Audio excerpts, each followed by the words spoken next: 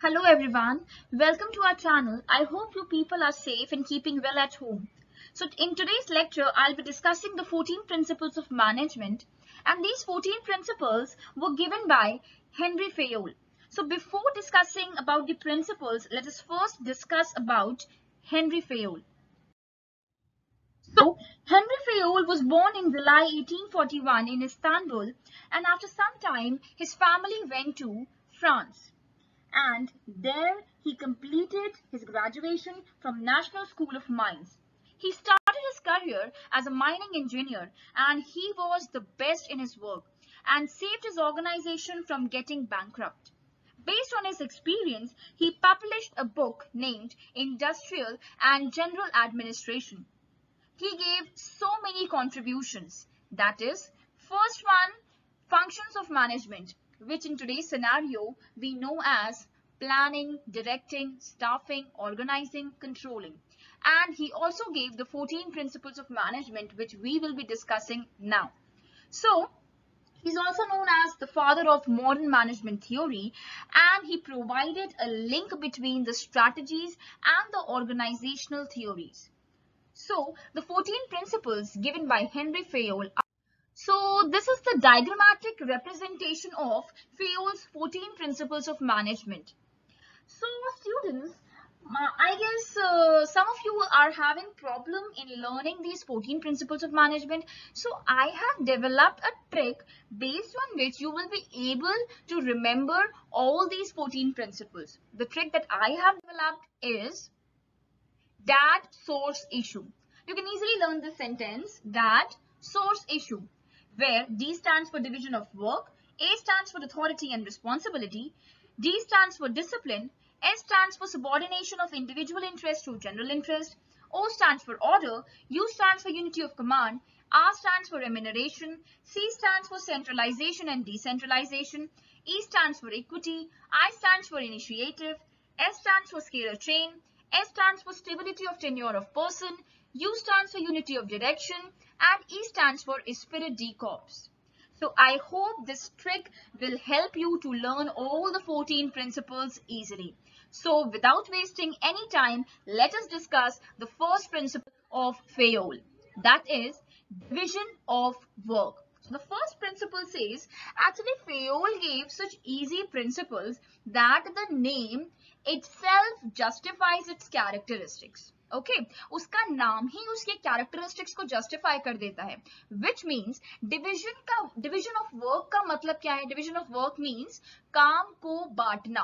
Okay, so division of work means काम को बांटना. So as per Fayol, the whole work is supposed to be divided among the individuals and groups based on their skills or qualifications. Okay, तो Fayol यहाँ पे कहना चाहते हैं कि instead of giving the whole work to one particular person, हम लोगों को पूरे काम को डिवाइड कर लेना चाहिए into small groups, और हम लोगों को उस काम को डिवाइड करके इंडिविजुअली पर्सन को अलॉट करना चाहिए based on his capability, based on his skill, based on his qualification etcetera. Okay, अब इसका एडवांटेज क्या होगा? अगर हम काम को डिस्ट्रीब्यूट कर देते हैं, काम को डिवाइड कर देते हैं, अकॉर्डिंगली लोगों को अलॉट कर दें उस काम के लिए, तो इससे एडवांटेज क्या होगा? एक पर्सन अगर वही काम बार बार कर रहा है, repetitively if he is doing that work, he will be specialized in that. Okay, if you are doing a particular work again and again, you will be specialized in that. So this principle, it also says that it does not apply only to the lower level but also applies equally to both or rest of the levels, that is more the middle level and the upper level. Okay, अब इसके advantages क्या होंगे? The first advantage given over here is specialization. अब specialization से हमारा क्या मतलब है?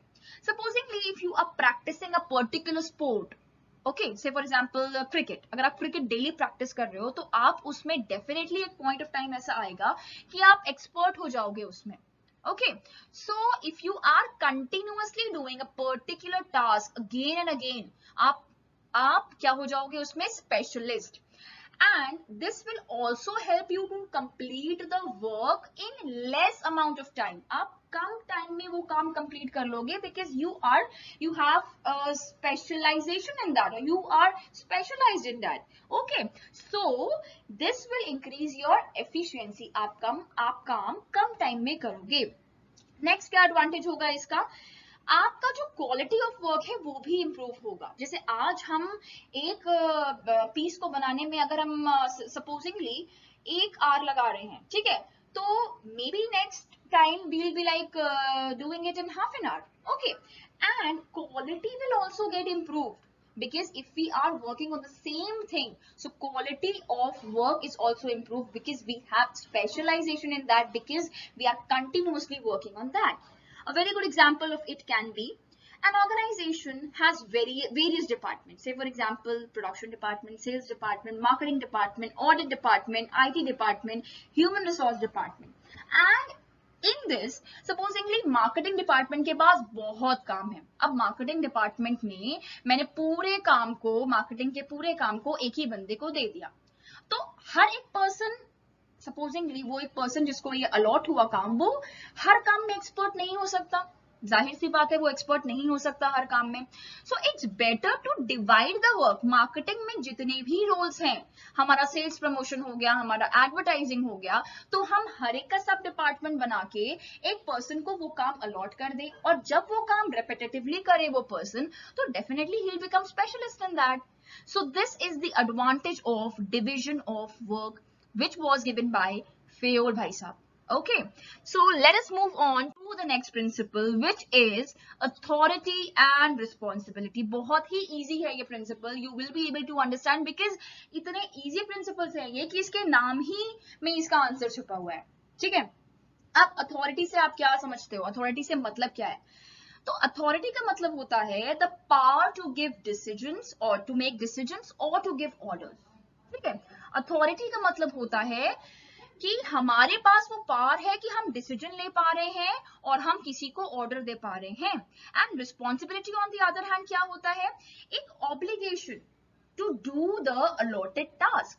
इसका मैं आपको इसका मीनिंग एग्जांपल के थ्रू एक्सप्लेन करती हूँ, जिसका जो क्लियरली मेंशन्ड है आपको दिख रहा होगा. फॉर एग्जांपल, टॉप मैनेजर ने ऑर्डर किया अपने प्रोडक्शन मैनेजर को. उन्होंने बोला कि भाई प्रोडक्शन हम लोगों को इंक्रीज करना होगा अपने प्रोडक्ट्स का 20%. Say by 20% we have to increase the production of our products. So what will happen, अब उन्होंने टॉप मैनेजर ने ये डिसाइड तो कर लिया कि भाई we have to increase the target by 20%, and he has clearly given the order कि भाई 20% का टारगेट है, आपको इंक्रीज करना पड़ेगा. तो ये तो हो गई अथॉरिटी की बात, उन्होंने डिसीजन लिया एंड उन्होंने वो ऑर्डर पास किया. नेक्स्ट आती है रिस्पॉन्सिबिलिटी की बात. अब रिस्पॉन्सिबिलिटी ये किसके ऊपर आती है, ये प्रोडक्शन मैनेजर के ऊपर रिस्पॉन्सिबिलिटी है कि वो ये टारगेट 20% का इंक्रीज इन प्रोडक्शन वो करें. Okay, but responsibility without certain authority fulfil नहीं हो सकती. ओके, अगर टॉप मैनेजर ने प्रोडक्शन मैनेजर को ये अथॉरिटी ही नहीं दी कि वो प्रोक्योरमेंट ऑफ मटेरियल्स कर सके, अगर मान लो मटेरियल्स रिक्वायर्ड हैं प्रोडक्शन के लिए, तो वो मटेरियल्स को प्रोक्योर कर सके on his own rather than taking permission and again, अगर वो उसको ये अथॉरिटी दी ही नहीं जाएगी तो डेफिनेटली वो रिस्पॉन्सिबिलिटी फुलफिल होगी ही नहीं. ओके, सो यहाँ पे फेयोल कहते हैं कि दोनों के बीच में बैलेंस होना चाहिए. There should be a balance between authority and responsibility, which means अगर किसी पर्सन को आपने काम अलॉट किया है, अगर किसी पर्सन को आप रिस्पॉन्सिबल ठहरा रहे हो किसी काम के लिए, तो आपको उसको रिस्पॉन्सिबिलिटी के साथ अथॉरिटी भी प्रोवाइड करनी होगी. जैसे इस केस में उसको ये अथॉरिटी होनी चाहिए कि वो मटीरियल्स को प्रोक्योर कर सके, और वो अगर लेबर रिक्वायर्ड है तो वो उनको भी ले सके. Okay, on the other hand इसका एक ये भी मतलब आप कह सकते हो पॉइंट है कि excess of authority can bring negative results, and responsibility without proper authority will not help workers to complete the task on time. Definitely. Okay, अगर प्रोडक्शन मैनेजर को ओवर या एक्सेस अथॉरिटी दे दी जाए तो मे बी रिजल्ट्स नेगेटिव हो सकते हैं. May be उसने extra procurement कर लिया, मे बी उसने एक्स्ट्रा लेबर्स को हायर कर लिया. So this will lead to the wastage of resources, and this will also lead to the negative results. On the other hand अगर production manager को responsibility तो दे दी गई बट अथॉरिटी ही नहीं उसको दी गई, तो definitely he will not be able to complete the allotted task on time. Okay, so this is all about authority and responsibility, and we will move on to the next principle, which says discipline. Now, we all know what is the literal meaning of the term discipline. Discipline is applied everywhere to every organization, whether it is a formal organization, an informal organization, or it is educational institution, schools, colleges, or at your homes also. Discipline is required everywhere. So Fayol ने क्या बोला? Fayol का ये opinion था कि भाई discipline या code of conduct या रूल्स एंड रेगुलेशंस तो हर एक ऑर्गेनाइजेशन में होने ही होने चाहिए, और एम्प्लॉइज को, हर एक एम्प्लॉय को, चाहे वो अपर लेवल हो, चाहे वो मिडिल लेवल हो, चाहे वो लोअर लेवल हो, each and every person is required to abide by the rules and regulations mentioned in the organisation's policies और organisation's code of conduct. Okay, supposingly अगर टॉप मैनेजमेंट में आपका मैनेजर है, ठीक है, एंड अगर वो टाइमिंग है आपके ऑर्गेनाइजेशन का कि you are suppose to reach by 1 o'clock and that person is daily coming at 3 o'clock, definitely the people, the lower level people will definitely follow his और her manager and they will also follow their footsteps. वो भी अपने superior को ही follow करेंगे, supervisor को ही follow करेंगे. तो इसीलिए उन्होंने ये एसेंशियल बोला कि डिसिप्लिन सिर्फ लोअर लेवल के लिए नहीं बल्कि at all the levels required है. Okay, so by discipline we mean a code of conduct or rules and regulations that are supposed to be followed strictly. And अगर कोई भी person ये violate करता है rules and regulations या code of conduct, so he will be penalized. उसके ऊपर fine लगेगा या उसके ऊपर कोई strict actions लिए जाएंगे. Okay, so this was very easy. And the example of which while I was just preparing this PPT, so I just had this example in mind because this was very easy and it was very easier for you to understand. It is very easier. So we can say that in schools, we all know, we have been to schools, we are in school, some of you are in school, so we know that there are rules and regulations there. And it is mentioned in your particular school diary, and it says that some of the schools have these mandate to speak English. Some of them I mean they have this regulation or rule to for the students to come in proper school uniform, or some are required to, obviously all of them are required to come on time. So all these things are mentioned in the diary. These are the specific code of conduct or rules and regulations that are supposed to be followed, and if the student does not follow it, then definitely he or she is supposed to give fine in any form, in cash, or I mean in kind, maybe I mean in our times we were supposed to write 100 or 50 times in the diary when we came late. So these are the things. So these sort of penalties or fines prevail in every organization, whether we talk of schools, whether we talk of colleges, whether we talk of any institution. Okay, so discipline is a mandate. We have to follow it. So this was the third principle given by Henry Fayol. We'll move on to the fourth principle. It says unity of command. So Fayol was, I mean, he gave such easy principles that with the name only you can understand what does this signify. Unity of command, मतलब command में unity होनी चाहिए. What does this mean? मतलब एक boss सिर्फ एक ही एक subordinate सिर्फ एक ही बॉस का ही ऑर्डर्स लेगा. ओके, उसके that means he is liable to take order from only one boss. Okay, so Fayol suggested कि एक सबऑर्डिनेट के ऊपर सिर्फ एक ही बॉस होना चाहिए. Why? अगर मल्टीपल बॉसेस हो जाते हैं तो क्या हो जाएगा भाई? कंफ्यूजन हो जाएगी. जाहिर सी बात है, आपको अगर दो बॉसेस इंस्ट्रक्ट कर रहे हैं कि you are suppose to do this particular task at this particular time, ठीक है ना, पर्टिकुलर टाइम उन्होंने आपको बोला कि आपको ये पर्टिकुलर टास्क करना है, and on the other hand another boss he just ordered you to do the particular task, और एक specific time उन्होंने भी आपको बता दिया. So definitely you will be in chaos, you will be in confusion as to whose task is supposed to be completed first. मैं किसका task पहले करूं? So this will be a situation, this will be a chaotic situation, a situation in which you will be confused.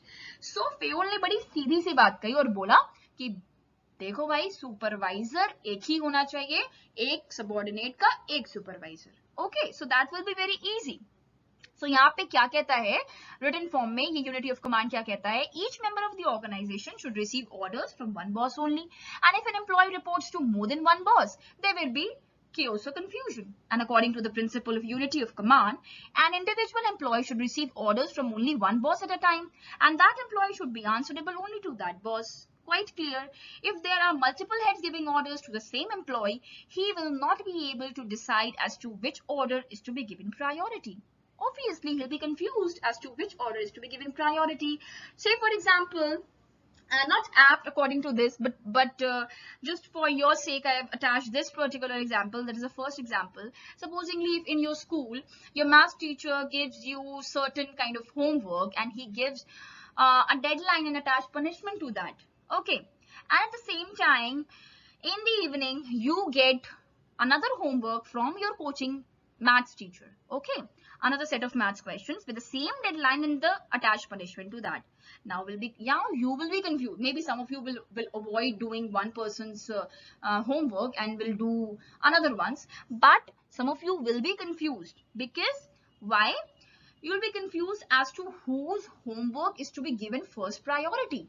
So same goes with the organization. Same goes with the organization. अगर एक subordinate के दो bosses हैं और दोनों bosses ने order किया, तो subordinate will be confused as to whose order is to be fulfilled first. Okay. So the example number 2 explains the same thing. If an employee is working in an organization and is answerable to the functional head and at the same time is also answerable to operational head, then he will be in a confusion as to which task should be completed first.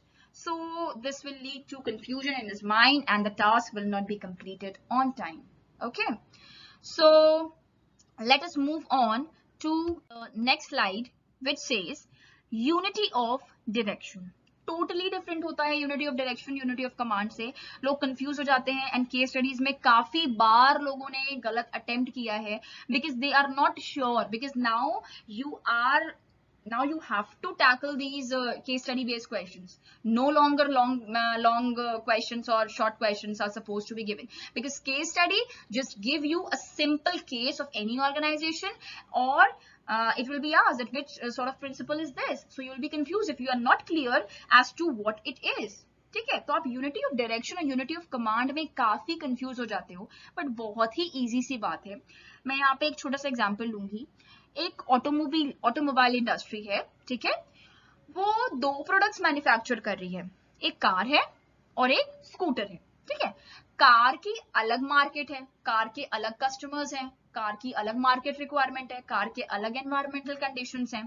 ठीक है, और यहाँ पे scooter जो अलग product है उनका, same industry के दो प्रोडक्ट्स हैं. तो जो स्कूटर है उनका प्रोडक्ट, उनकी अलग मार्केट है, अलग कस्टमर है, ठीक है, अलग एनवायरमेंटल कंडीशंस हैं. अब यहाँ पे क्या होगा, वो एक इंडस्ट्री दो डिविजन्स बना देगी, एक कार का, एक स्कूटर का. ठीक है, ये डिवीजन उन्होंने किस बेसिस पे बनाया? उन्होंने बनाया कि सेम ग्रुप ऑफ एक्टिविटीज जो हैं उसको एक हेड में डाल दिया. ठीक है, और एक जो अलग से सिमिलर ग्रुप ऑफ एक्टिविटीज है उसको अलग हेड में डाल दिया. तो इसी तरह दो हेड्स बन गए, एक कार का डिपार्टमेंट बन गया और एक स्कूटर का डिपार्टमेंट बन गया. Because car related activities obviously similar होंगी और स्कूटर रिलेटेड जो भी एक्टिविटीज होंगी वो सिमिलर होंगी. ओके, तो यहाँ पे दो डिविजन्स जब बने तो इनका एक ऑब्जेक्टिव होगा. हर एक डिवीजन का कोई ना कोई ऑब्जेक्टिव होता है. तो कार का एक अपना ऑब्जेक्टिव होगा और स्कूटर डिपार्टमेंट का एक अपना ऑब्जेक्टिव होगा डिवीजन का. ओके, तो कार डिपार्टमेंट के यहाँ पे जो प्लान होगा या ऑब्जेक्टिव होगा उसका सिर्फ और सिर्फ एक ही हेड हो सकता है. मतलब एक प्लान के लिए सिर्फ एक head. Okay, Now, taking the example of another department, scooter department का एक ही प्लान होगा. They have to move in a single plan and उस प्लान का सिर्फ एक ही हेड होगा. Okay, so this principle says one head and one plan rule.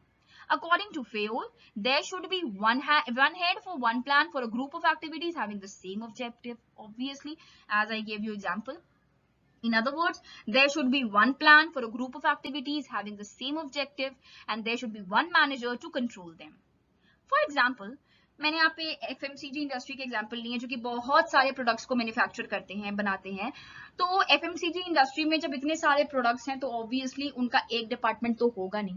तो हम फूड इंडस्ट्री का अलग डिपार्टमेंट रखेंगे. इसी तरह जितने भी प्रोडक्ट्स FMCG इंडस्ट्री मैन्युफैक्चर कर रही है, हर एक का अलग अलग डिपार्टमेंट होगा based on the similar kind of activities. Okay, so एक डिपार्टमेंट का एक ही प्लान होगा एंड उस प्लान का एक ही हेड होगा. So the difference is quite clear. Unity of command बोलता है कि एक सुपरवाइजर एक सबऑर्डिनेट, मतलब एक सबऑर्डिनेट का एक ही सुपरवाइजर होगा, उसके मल्टीपल बॉसेस नहीं हो सकते. और ये क्या बोलता है यूनिटी ऑफ डायरेक्शन, कि हमारा मान लो एक इंडस्ट्री है, बहुत सारे प्रोडक्ट्स मैन्युफैक्चर कर रही है, तो हर एक डिवीजन का प्रोडक्ट वाइज हम उसको डिवीजन के बेसिस पे डिवाइड कर दें और हम हर एक डिवीजन का एक प्लान रखें और उस प्लान का एक हेड होना चाहिए. Quite clear. So I'll also give you case studies related to all these principles, and definitely this is going to help you in your exams. I hope, because I'll be discussing only 5 principles today, I hope everyone is clear. If you have any doubts relating to any principles, then do comment in the comment section below. And if you want to add anything to this or in the upcoming videos, then please do comment. So thanks for watching and be safe.